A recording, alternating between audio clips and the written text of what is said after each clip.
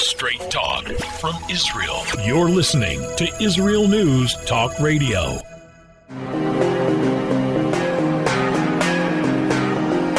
Political Hitman.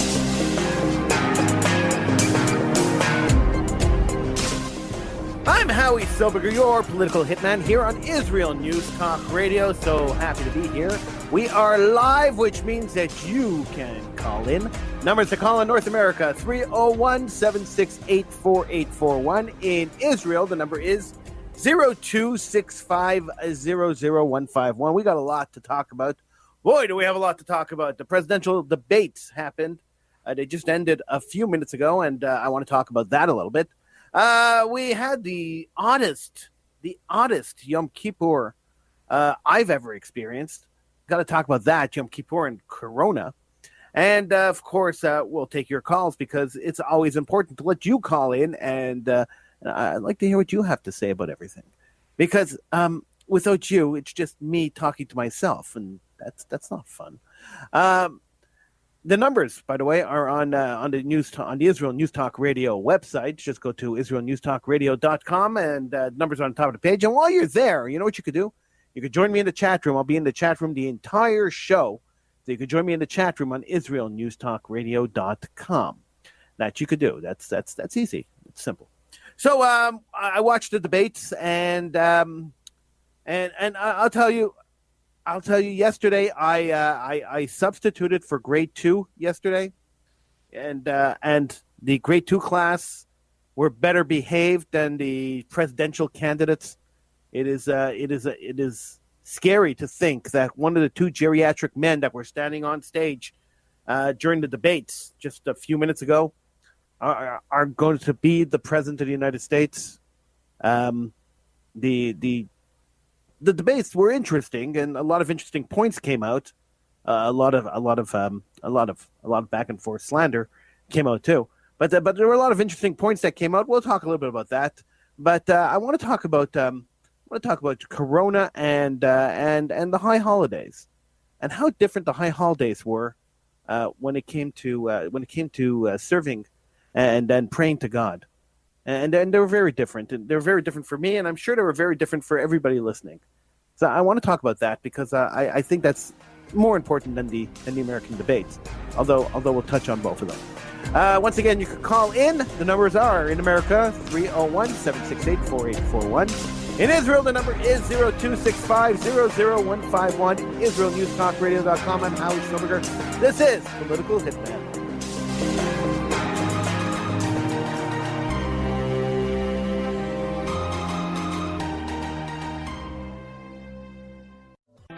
The return of the Jewish people to the land of Israel was prophesied in the Bible thousands of years ago and is coming true today. Shalom. Join me, Joshua Wander, on Israel Unplugged. Listen in as we delve into the spiritual and physical aspects of the Jewish return to Zion.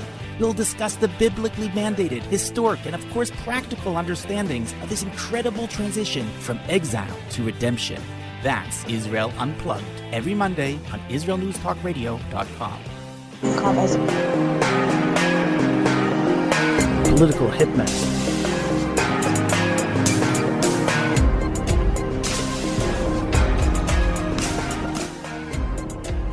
I'm Howie Silberger, your political hitman, right here on Israel News Talk Radio. Feel free to join me in the chat room by going to IsraelNewsTalkRadio.com and clicking on that button on top that says "Listen Now" chat room, and you can call in because the show is live.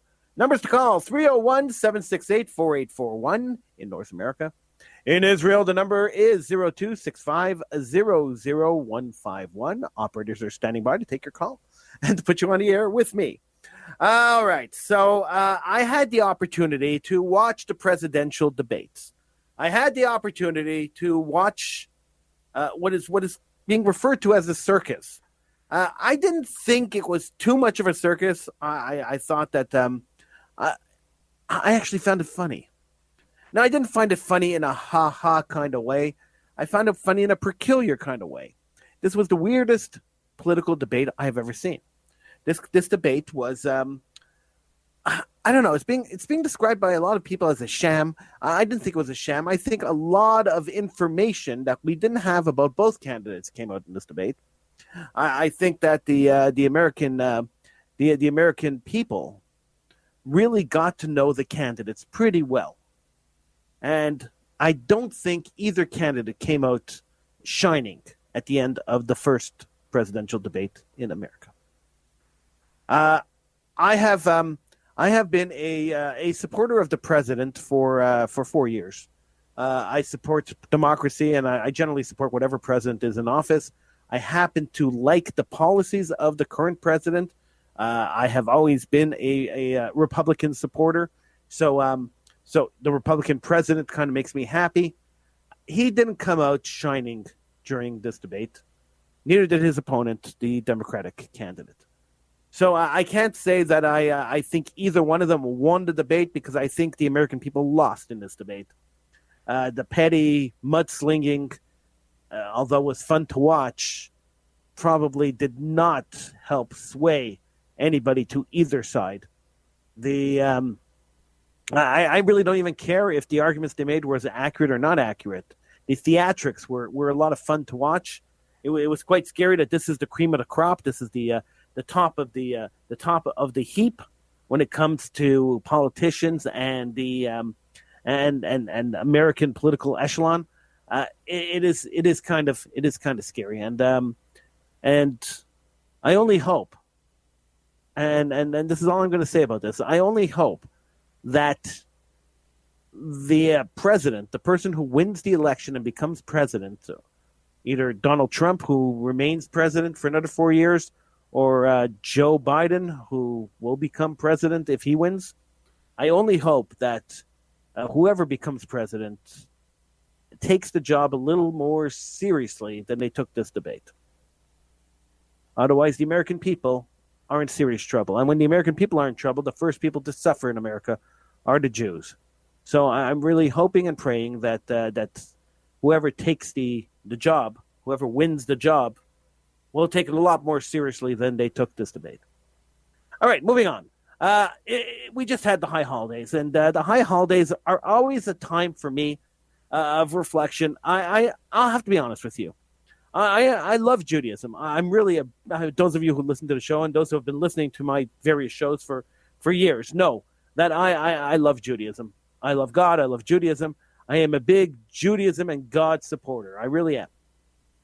But I do not like, and I never have liked, organized religion. I never really liked the formatics of synagogue life. I've never really liked the idea of Jewish hierarchical leadership. I always found it fake and contrived, and that hasn't changed in my life. That has not changed. I still find it fake and contrived. I still find the way the hierarchy is developed within Jewish communities, whether they be in Israel or in North America, is contrived, is fixed. It's biased. It leans towards people. Now I'm talking about, let's say, lay leadership, and then there's religious leadership. Religious leadership I find is corrupt, mostly corrupt, and lay leadership I find is generally just rich guys who get to the top because they give a lot of money. So this is how I see organized religion, and I have never been a big fan of that. I've never tried to be a big a big shot in the Jewish community because I never really liked organized religion. I never really liked the hierarchy and the politics and the stupid drama that comes with it, and that goes on the religious side and the lay side. So I've never been a big fan of that. So when I was told this year that the synagogue was closed because of the COVID outbreak, when I was told this year that we couldn't go to the synagogue for the high holidays, I breathed a sign of relief. I really did. I was quite happy that I didn't have to go to the synagogue for the holidays. It has been a long time, a very, very, very long time. In fact, I can't remember in the 46 years I've been alive I can't remember ever being inspired by synagogue service. I can't remember ever being inspired by the prayer service that is given in a synagogue setting. Now I know a lot of people tell me, Howie, that's really anti-religious, but it's not. It's not really anti-religious. It just doesn't appeal to me. It doesn't talk to me, and this is where my issue with organized religion, at least with synagogue religion, comes. Now I've been to synagogues right around the world. I've traveled extensively, and I've been to various synagogues around the world, and I haven't been to one service that didn't feel faked, forced, or contrived in one way or another. Now I may sound like a heretic, and that's fine. I'll take the insults as they come. I'm good with that. But I'm being honest with you. And so when I was told that the synagogue was closed and I was not able to go to synagogue services this year, I breathed a sign of relief. I always dreaded the high holidays. In North America, the high holidays, everybody goes to the synagogue. It's a big show and tell. Oh, I went to the synagogue for 2 hours on Yom Kippur. And it's two times a year Jews that come to Al-Chet and to bang their chests in repentance and then go out for a ham sandwich afterwards. It's so fake. It's almost vomit worthy. And so when I had the opportunity to not go to synagogue, when I had the opportunity to not hear a guy standing in the front of the room and belching for 5 hours, I seized the opportunity. I was happy that I didn't have to go. It's not to say that I didn't pray at home, because I think prayer is very important. We have to pray, and that we have to pray to God, and that praying to God is important. So not that I didn't pray at home. I just don't like the way the service is structured. Now, and I've written extensively about this. I've spoken extensively about this, and my dislike for synagogue and for traditional Jewish ritual life is very well known amongst the people who know me and people who have read and followed my writings and my radio shows over the years. My disdain towards organized religion has been very, very. I've been very vocal about it. I've never hidden the fact that I'm not happy with it. In fact, I've been so vocal about it that there have been pulpit rabbis in North America, prominent pulpit rabbis, who have told me that I hold people to high standards, too high of a standard. I was told I hold people to too high of a standard, because I said that I didn't believe that the immorality and the corruption that exists in the rabbinate represents Judaism. I didn't believe that Judaism, the way it's practiced in certain synagogues and in certain communities, represents Judaism. And I found it hard to balance the idea that Jews are supposed to be a light upon the nation, and yet some Jews, I'm not saying all religious Jews because that's not true, but some Jews don't shine that light or pretend to shine that light or put on a uniform and then do things that desecrate the uniform. And this it drives me crazy when this happens. And I get upset about that. And so this brings me to this idea of COVID and synagogues. So I didn't go. I prayed at home, and I was very happy to do that. But many people decided to go to synagogues. So in the community I live in, there were regulations put out by the government. The government put out COVID regulations, guidelines, like governments around the world have put out guidelines, and these guidelines were very clear. And Jewish law is extremely clear. And yet, some communities that consider themselves Orthodox decided to not follow the guidelines.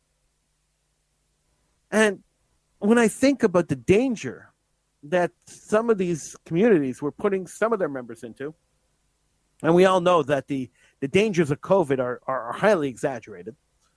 People die, yes. People get infected. People get sick. People die, mostly elderly people and people with underlying medical conditions. The survival rate of COVID is extremely high. But when I think about the idea that a lot of these communities put the lives of some of their elderly into such danger. It angers me. And they call themselves religious, and that angers me even more. I want to tell you, I'm going to tell you a couple of stories when we come back from the break, because I think it's important we talk about this. I think it's important that we understand that a lot of this is exaggerated. A lot of the COVID rules are exaggerated, but we have to follow them, because even if they can save one life, well, we got to do that, don't we? But we'll talk about that when we come back from the break. I'm Howie Silberger. This is Political Hitman on Israel News Talk Radio.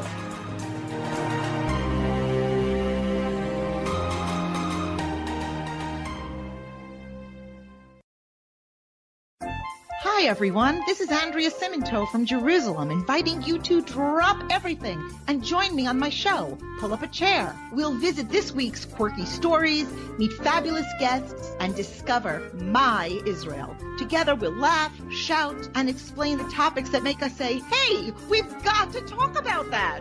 So get comfortable and pull up a chair with me, Andrea Siminto, every Thursday on Israel News Talk Radio.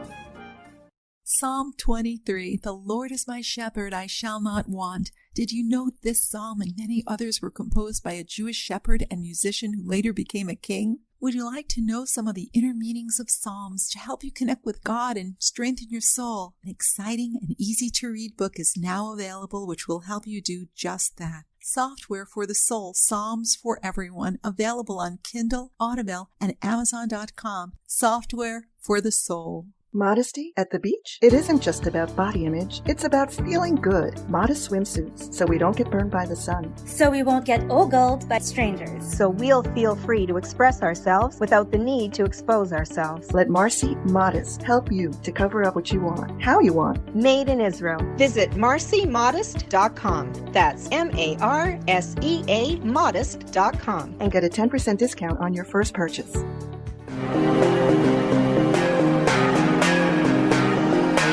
Political Hitman.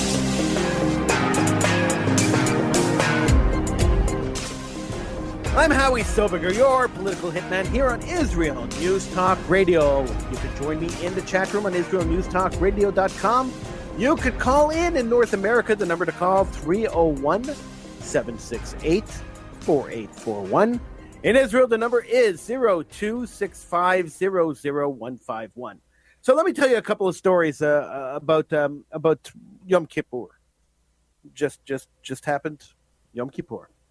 So the government in the area that I live in has rules, and their COVID rules were that synagogues couldn't have more than 25 people in the synagogue. That was their rule, and the places of worship had to have 25 people. You could have a tent, you could have a bunch of stuff, but 25 people per area that has one entrance and one exit. Everybody had to have an entrance and an exit. The exit had to lead outside. The entrance could only be entrance. The exit could only be an exit, and nobody was allowed to share exits. So we had a situation where people decided, certain religious sects decided that they were going to exploit loopholes in the law in order to expand their minyanim, to expand their quorums of men praying. So what they did was they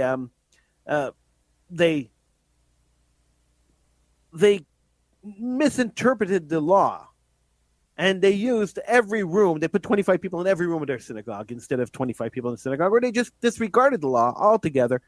Some synagogues had 350 people, and some synagogues had 400 people, and they were raided by the police, and the police emptied the synagogues out. And of course, the people in the synagogue started yelling, "Anti-Jewism! Oh, the police are attacking the Jewish community." This bothers me greatly, and it bothers me greatly because when you try to cheat the system, you get caught. Just accept it and walk away. To start yelling, "I'm the victim" when I'm trying to cheat the system, when I'm trying to best the system, is, in my view, ridiculous and actually condemnable. Now, that's my view. Now, some may argue, and I've heard this argument, that the COVID restrictions, the lockdowns, the restrictions on the amount of people allowed in stores, the closing downs of restaurants and bars and nightclubs and whatever else. Some people argue that it's overkill, that killing the economy for a disease that has a 99.94% survival rate is a little bit of overkill. And in that case, I will agree that I don't agree with lockdowns. I think lockdowns do not help.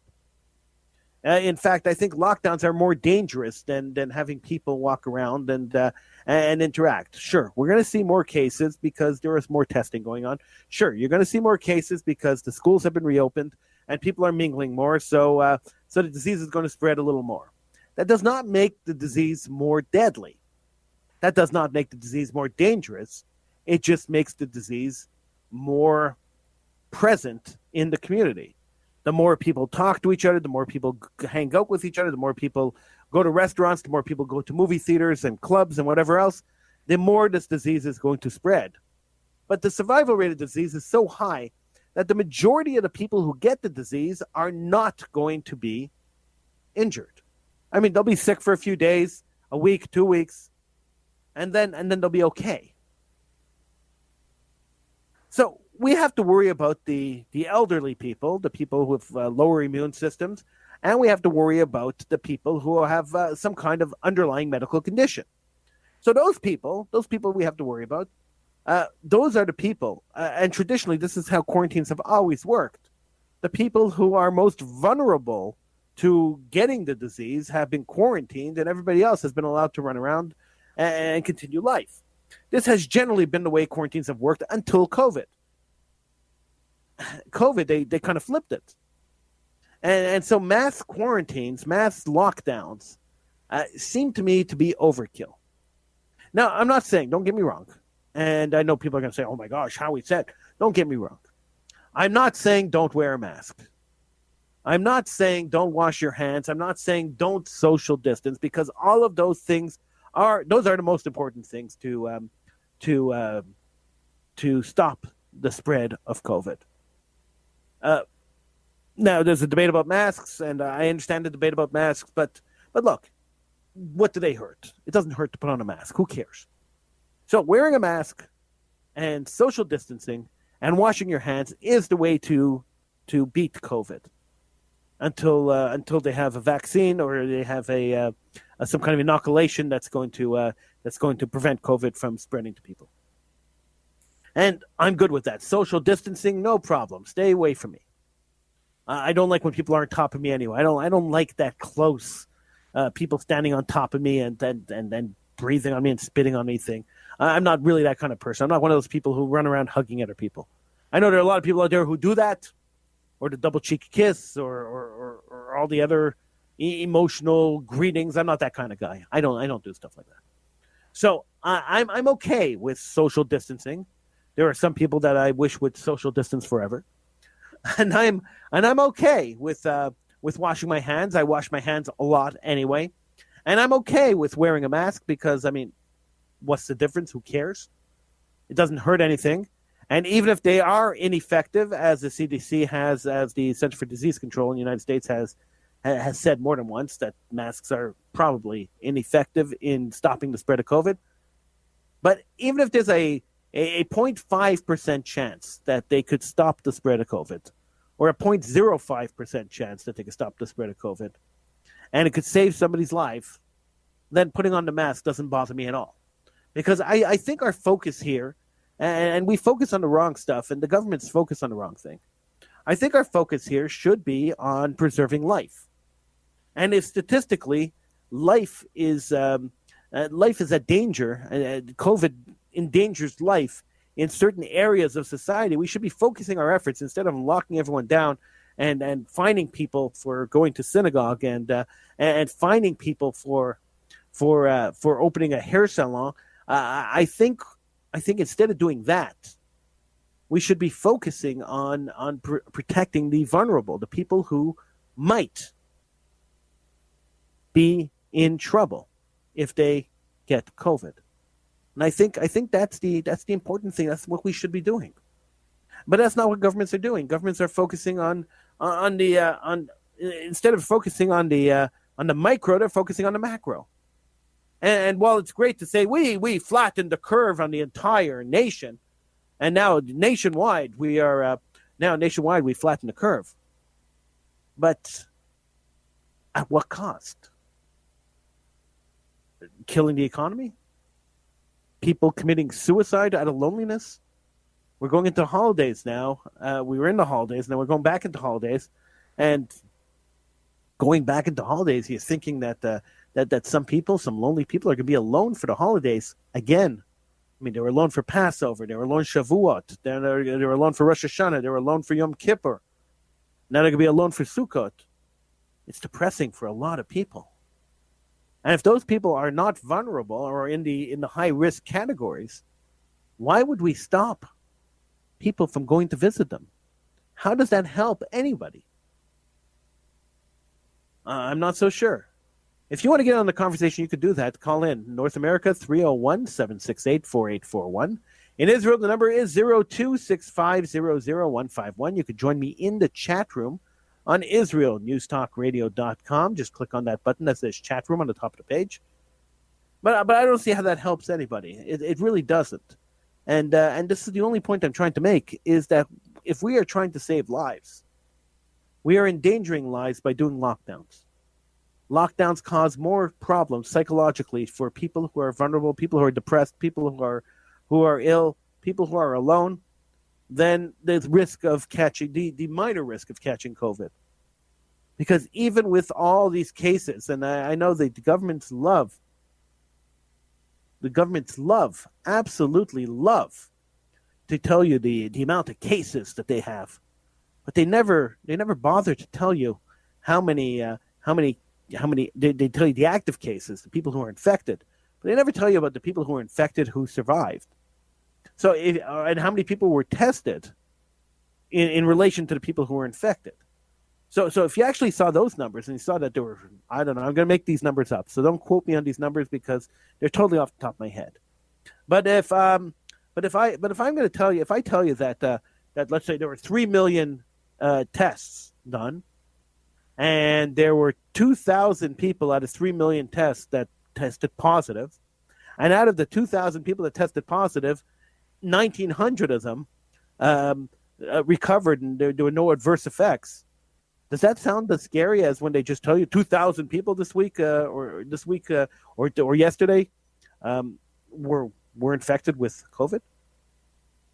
The media has a vested interest in playing the numbers, and the reason they do, and the governments have a vested interest in playing the numbers, and the reason they have that vested interest, media's job is solely 100% to get you to read their papers, to watch their newscasts, and to listen to their radio shows. That's the goal. That's the 100% goal of all media. The government's goal is control. It's population control.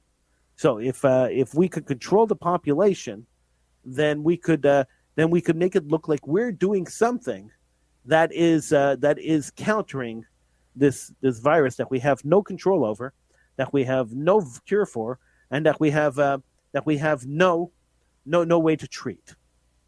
Tell me, and think about this while we go to break. If you tested positive, going for a test, you're having that thing shoved up your nose and going for a test, how does that benefit you? How does going for a test benefit you? If you have an answer for that question, give me a call. 301-768-4841 or 02-650-0151. I'm Howie Silberger's Political Hitman.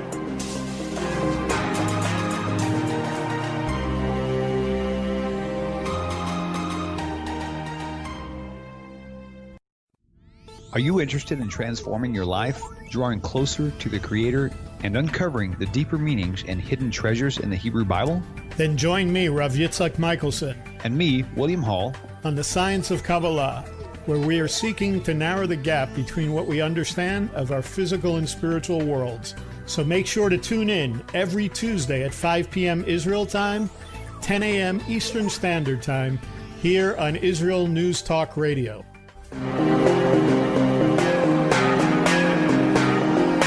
Political Hitman.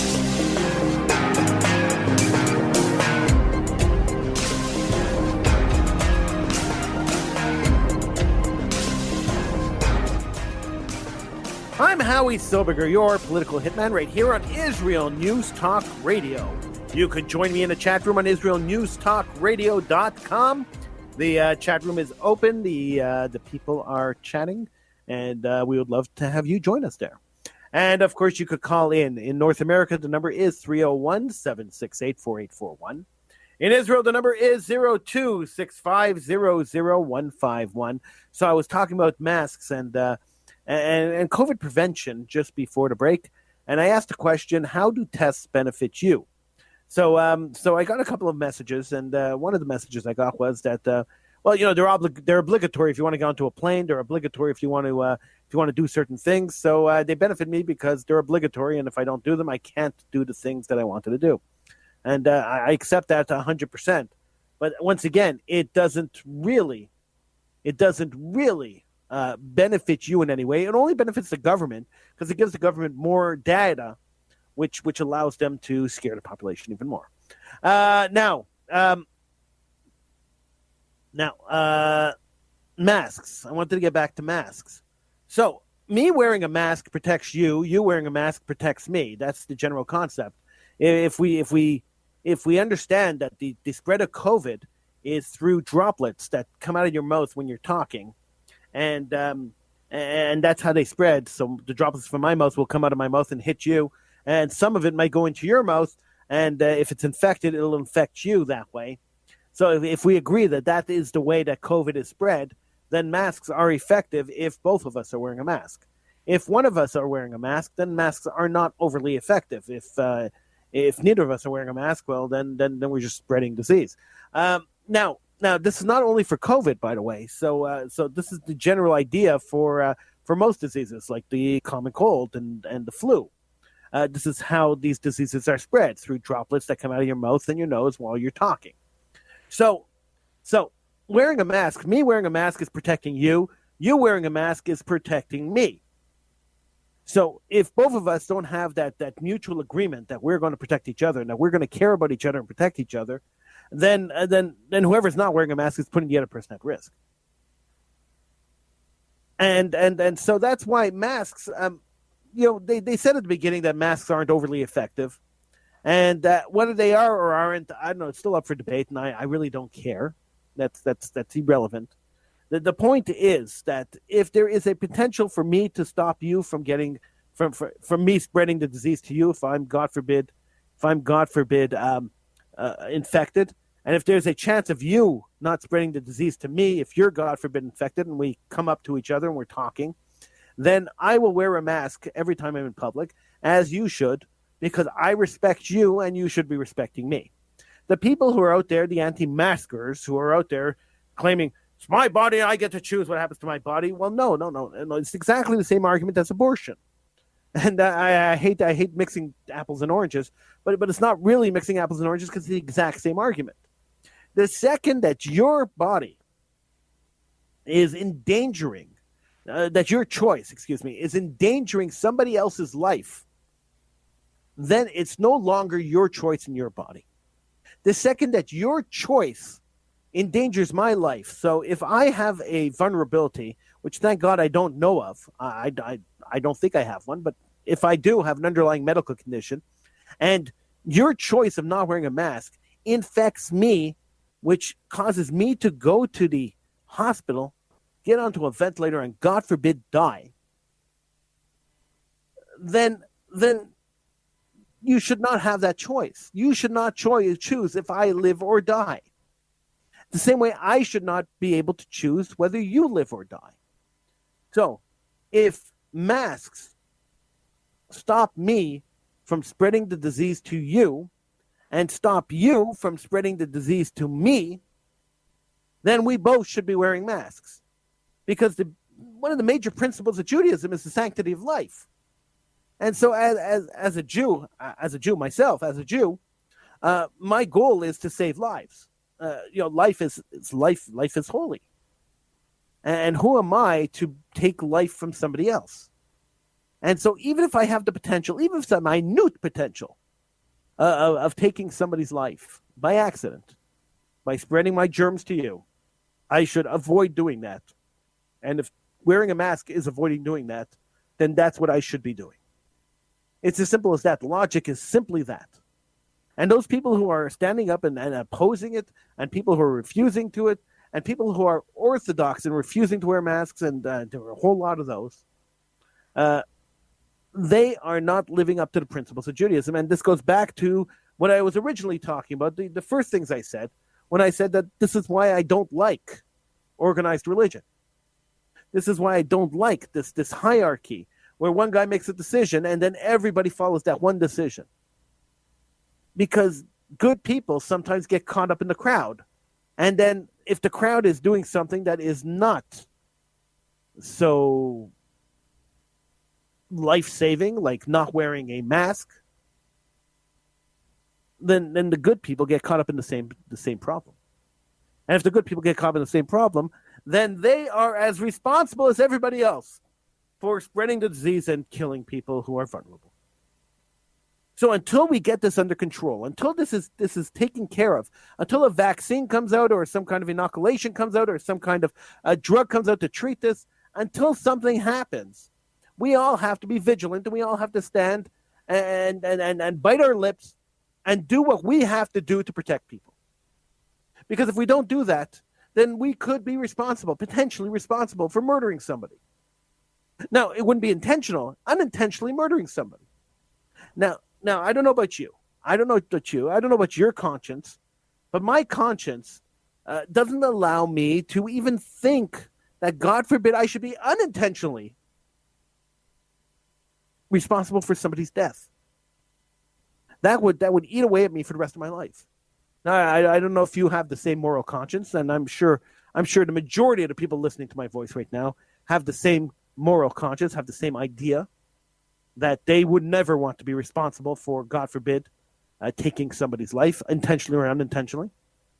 So if that is your moral compass, then there is no debate and no question that you should be wearing a mask, that you should be social distancing, that you should be washing your hands on a regular basis, that you should be following the government guidelines when it comes to COVID, that you should not try to be playing games. You shouldn't be packing synagogues filled with 300 people if the government says that that's a dangerous thing to do. If doctors are saying, not the government, doctors are saying that that's a dangerous thing to do. You should be staying at home when they tell you to stay at home. Not because you want to be at home, not because lockdowns are fun, not because wearing a mask is fun. I mean, it's pouring time, we get to wear masks. No. Because you could be potentially saving a life. And if that is the case, and there is a minute chance that you are saving a life, seize the opportunity. Take the opportunity. So this is why I get upset. And I really get upset that some people balk at this. Some people don't believe in this. I ran into a bunch of people, young people, kids, and they were part of one of the religious groups, one of the Jewish religious groups. And the first thing one of them asked me was, "Do you believe in COVID?" Now the kid was 12 years old, so the question did not come from the kid. The question came from the kid's parents. The kid was parroting his parents, because 12-year-olds don't think that deep. And I looked at the young man and I said to him, "What do you mean? Do I believe in COVID? I mean, COVID is real. People are dying. So I don't understand the question." And the kid looked at me again and said, "Well, do you believe in COVID? Do you want to wear? Are you going to wear a mask? Do you wear gloves? Do you wear a mask? Do you wash your hands?" And I said, Yes, I do. I said, I believe that COVID could be dangerous to certain people, and I don't want to be responsible for hurting those people. Then what about you? I said to the child. And the child looked at me and said to me, "Well, no, not really." Now, this is called irresponsible parenting. Because even if it's 0.1%, I don't care what the statistic is. If there's a tiny, minute chance that you could save a life, why would you even take the chance? What kind of sick person do you have to be to take the chance that you might or your child might kill somebody? Now some will argue, and I know that I've heard the argument that that with a disease like COVID, you would never even know that you did it. That it could have come from a million different places, and human mind always rationalizes. There's always rationalizes, and the rationale is always that it's never my fault. There's always some external force that came in and caused this, and it can never be me. But deep down, you know that you didn't take the proper and appropriate actions to try to save as many people as possible. So we are into lockdowns. Many different areas are locked down, and many different areas will be locked down within the next couple of weeks. And I urge you, and I implore you, to follow the regulations, to try to curb the trend, to try to flatten the curve, and to try to eradicate this plague from the earth. We have no control. We have to pray to God, and we hope and pray that God will eradicate this plague from the earth. But He could only do it with our help. So let's cooperate. Let's try to do the best that we can, and let's hope that this week will be the last of it. I'm Howie Silberger. I will see you next week on Political Hitman here on Israel News Talk Radio.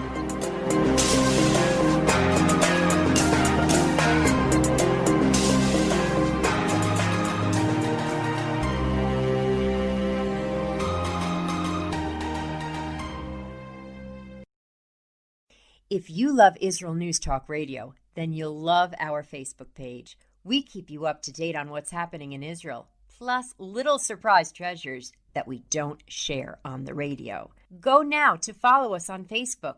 Just look for the Israel News Talk Radio Facebook page, and don't forget to subscribe and follow us by clicking on the like button. We post great stuff there that you'll want to share. Israel News Talk Radio on Facebook and Israel News Radio on Twitter. If you're hearing this message, everyone else can too. Advertise with Israel News Talk Radio and get your message out to people.